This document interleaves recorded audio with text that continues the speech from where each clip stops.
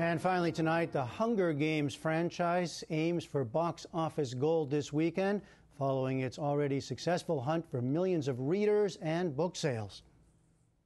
The hype had been building for weeks. When did you guys get your tickets? Oh, God, like February 22nd. Wait, what was February 22nd. And yesterday, online ticket seller Fandango was reporting sales of 10 tickets per second. We love Hunger Games! So when the clock struck midnight, fans of the wildly anticipated movie The Hunger Games cheered as they flooded more than 2,000 screenings across the country. The Hunger Games is based on the best-selling young adult series by Suzanne Collins. The trilogy has sold 24 million copies in the U.S. and been published in at least 26 different languages. This is the time to show them everything. Make sure they remember you. It's set in a post-apocalyptic North America where 16-year-old Katniss Everdeen becomes the film's heroine when she saves her sister from a deadly government-mandated ritual. I volunteer as tribute! That throws Everdeen, played by Jennifer Lawrence, into a vicious fight-to-the-death competition with other teens on national television. The Hunger Games is poised to be one of the top-earning opening weekends ever. Jen Dahl has been reading, watching, and writing about all this for The Atlantic magazine. She joins us from New York. So, Jen, for those not in on this, what explains the appeal of Hunger Games? Start with the books. What did they do? Well, I think the very first thing about the books is that they are incredibly compelling and captivating, and yet they are young adult books. So they're pretty easy to read, they're pretty fast-paced, and there isn't a lot of, I suppose, flowery intellectual writing that you have to parse through. You get the story, you get the plot, and you can read through it in a night, and you just keep going with it. So clearly this has all built 3 books, and now a lot of anticipation of the movie. The marketing is everywhere, right? And driven much of it online. Yeah, the marketing's been insane. I think that Lionsgate has been touted as marketing this book more than, in the movie, more than maybe even the Harry Potter series, at least the first movie that came out.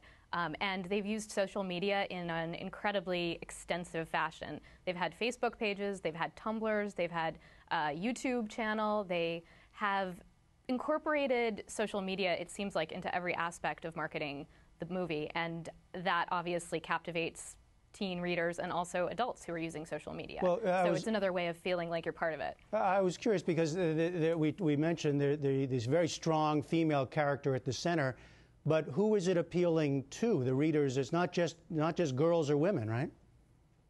Right, not just girls or women. And people have said, you know, while a comparable series might be the Twilight series, that has really appealed because of the romance side to women. Hunger Games has a romance story, but it also has kids fighting other kids to the death and a lot of action and combat scenes and things like that, that boys are pretty much equally, or certainly more so than Twilight, attracted to it.